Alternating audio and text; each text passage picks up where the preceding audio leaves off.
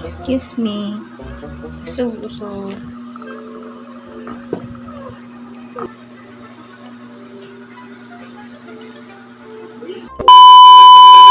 Hello guys.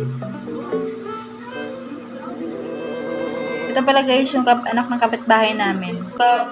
Anak ng kapitbahay namin. Nakikinig ng TV sa amin. Ang pangalan niya ay si... Ano pangalan mo dong? Anong pangalan mo? Anong pangalan mo? Vincel. Ah, si mama at papa mo. Yun. Nasaan si mama at papa mo? Nasaan? Nasaan si mama at papa mo? Nasaan nga si mama at papa mo? Ha? Nagpaalam ko ba sa kanila may kunti ng TV dito sa bahay? Ha? Ha? Ano po? Hindi ko Wala. Nasaan yung mama at papa mo? Ha? Ilan taon ka na, boy? Ha?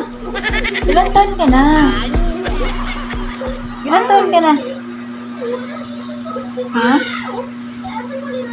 Ilan taon ka na, boy?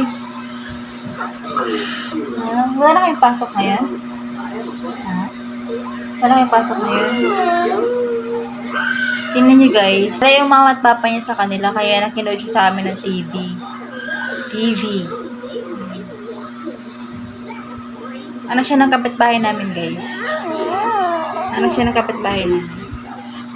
Close lang talaga kami niyan. Pag wala si mama at papa niya, dito siya nakikinig ng TV sa amin. Close. Ay! Pinapakilala ko lang naman ikaw eh. Mabait to guys. Nauutosan to. No. Mabait to. Ilan taon ka na?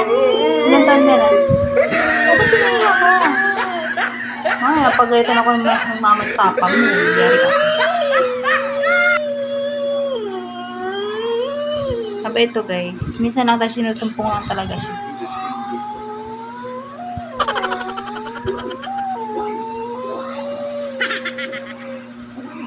Huwag kang umiyak kasi mamaya sabihin ng mama at papa mo, inaaway kita dito sa bahay. Ha? Siya si Vincel. Ilan taon ka na ba?